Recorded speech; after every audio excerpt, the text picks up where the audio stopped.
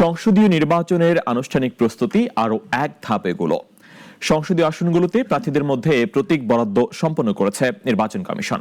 এর মধ্য দিয়ে কাল থেকে শুরু হচ্ছে আনুষ্ঠানিক প্রচারণা।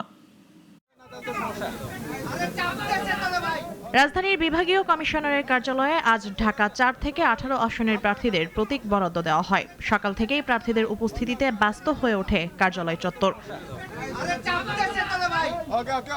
ঢাকার এই ১৩টি সংসদীয় আসনে আজ মোট ১৩৭ জন প্রার্থীকে প্রতীক দেওয়া হয়েছে। প্রার্থী প্রত্যাহারের সময়সীমা শেষ হলেও প্রতিদ্বন্দ্বিতায় টিকে আছেন সব মিলিয়ে ১৩৭ জন। ফলে এই আসনগুলোতে প্রতিযোগিতা তীব্র হওয়ার ইঙ্গিত মিলছে। প্রতীক পাওয়ার পর অনেক প্রার্থী তাদের নির্বাচনী প্রস্তুতির কথা জানান। তবে প্রতীক বরাদ্দের দিনই কয়েকজন প্রার্থী আচরণবিধি ভঙ্গের অভিযোগও তুলেছেন। আমার ঢাকা 10-এ ঈগল প্রতীক বরাদ্দ পেয়েছি। দেখেন, আমি লোকাল ছেলে, আমিও তো এরকম গণসংযোগ করতে পারতাম, কিন্তু আমি করি নাই, কারণ আমি আইনের প্রতি শ্রদ্ধাশীল।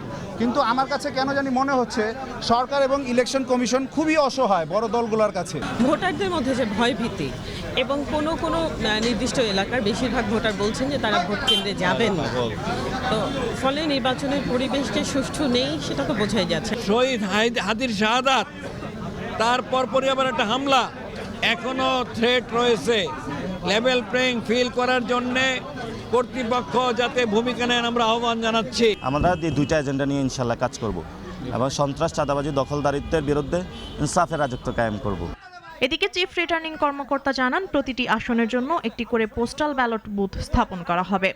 আমরা প্রত্যাশা করি যাতে আমরা সবাই মিলে একটা ভালো নির্বাচন উপহার দিতে পারবো। একই সাথে এই বছরের যে জাতীয় সংসদ নির্বাচন, তার সাথে গণভোটের একটি বিষয় আছে।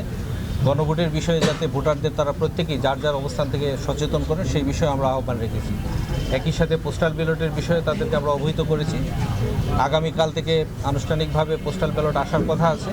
আমাদের এখানে 13টি আসনের জন্য পোস্টাল ব্যালট সংরক্ষণের জন্য যে ব্যালট বক্স আমরা কালকে সকালে আনুষ্ঠানিকভাবে স্থাপন করব। আগামী 25 জানুয়ারির মধ্যে পোস্টাল ব্যালটে ভোটদান কার্যক্রম সম্পন্ন করে নিকটস্থ পোস্ট অফিসে পাঠানোর জন্য প্রবাসী বাংলাদেশি ভোটারদের প্রতি আহ্বান জানিয়েছেন নির্বাচন কমিশন।